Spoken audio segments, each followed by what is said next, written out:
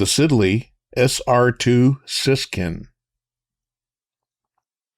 During the First World War, the Royal Aircraft Factory was the object of a great deal of criticism, much of it vindictive, ill-informed, and inaccurate.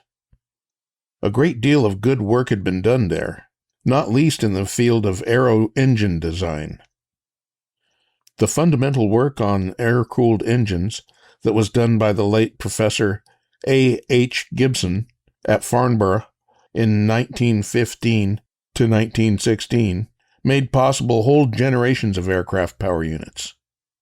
In September 1916, the Royal Aircraft Factory designed the 300-horsepower RAF-8 engine, a 14-cylinder two-row radial with a displacement of 1,374 cubic inches. An advanced feature of the engine was an integral gear-driven supercharger designed by J. E. Elor. Owing to the implementation of recommendations of the Burbidge Report, the RAF-8 was never built at Farnborough.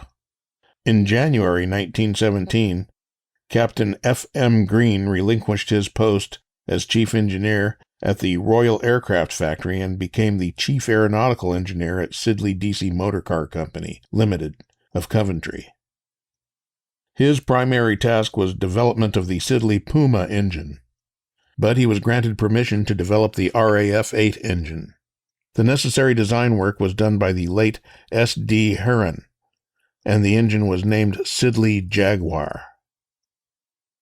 Just before Captain Green had left the Royal Aircraft Factory, the design of the SE-6 had been prepared. This was an equal-span biplane with N-type interplane bracing and a fin and rudder of characteristic shape, powered by a 200-horsepower RAF-4D engine. Green also sketched out a rough preliminary layout for the SE-7.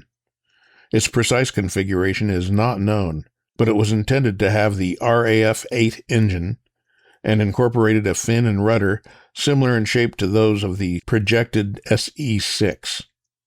A wind tunnel model of a fuselage that may have been considered for the SE-7 had a radial engine in a complete cowling, several feet in chord, that gave the fuselage remarkably clean lines.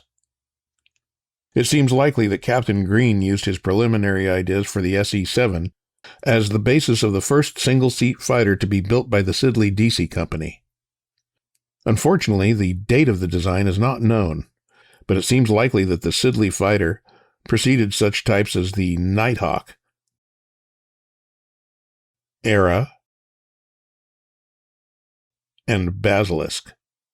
Certainly the official contract for prototypes was given at a time when it was still the practice to allot serial numbers for 6 aircraft. The firm's type number, SR2, was applied to the aircraft. An official report dated 26th of June 1918 states that the first SR2, C-4541, was at that time being erected. This suggests that all major structural work was completed, whereas the same report indicates that the Nighthawk, Snark, Snapper, Basilisk, and Ara were then only partially built. All these types are mentioned by name as single-seat fighters, high altitude, powered by the 320-horsepower ABC Dragonfly engine, and falling under RAF Type 1. But the SR2, unnamed at that time, was listed among experimental machines possessing features likely to be of use to the Air Force, and its engine appears merely as a 300-horsepower radial. From all of this, it would not be unreasonable to assume that the Siddeley SR2 was in fact the SE-7 design, worked out in detail, but still, even at that date, intended to have the RAF-8 engine.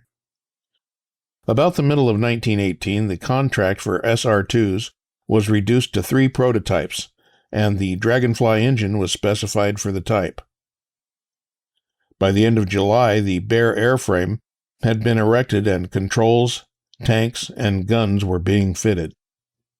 Work on C-4542 and C-4543 had begun. The former was ready for its engine by mid-September, but apparently no Dragonfly was available for it, or for C-4541.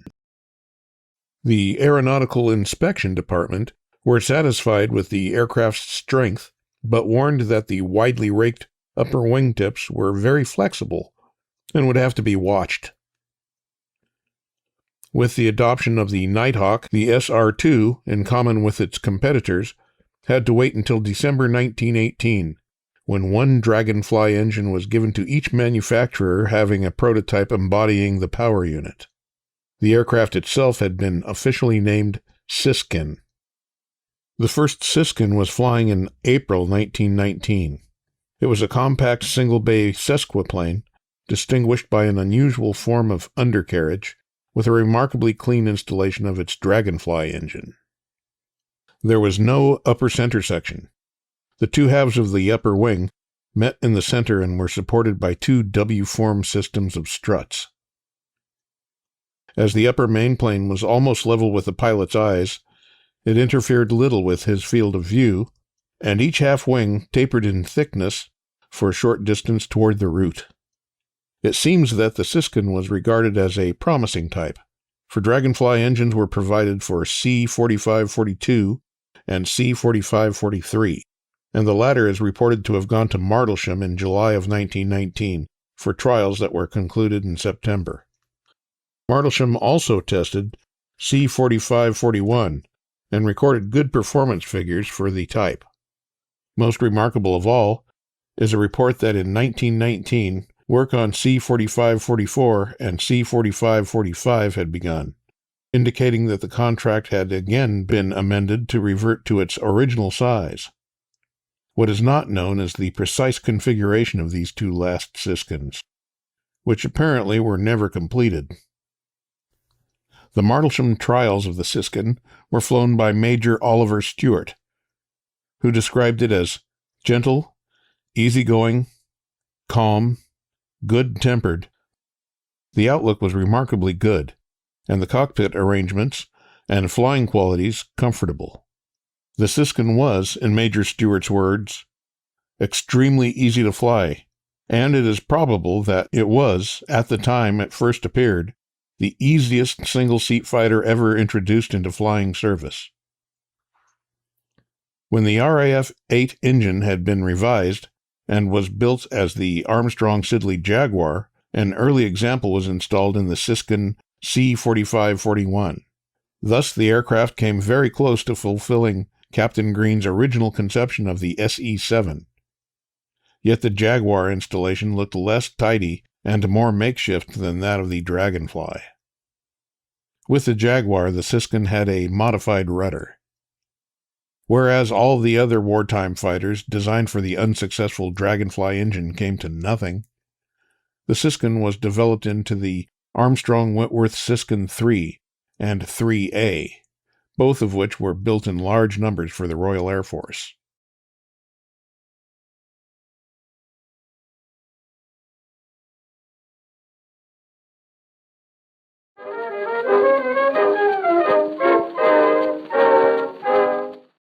Well, this one was really tough. I spent a couple of days trying to find photos of the SE-6 or SE-7, and if anyone out there has them, please send them to me, or let me know anyway that they exist. So before I get to my normal post-video montage of cool pictures that I found, like this one, this is a good time to show that Siddeley Deasy was a big-time car manufacturer in England. They went out of business in 1929, and here's a look at their World War I era catalog.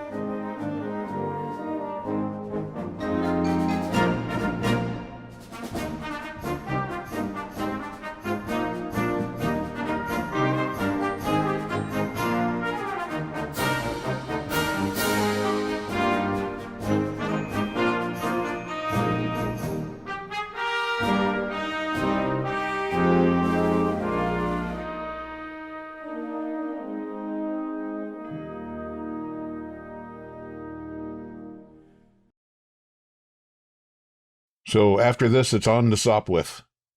See you then.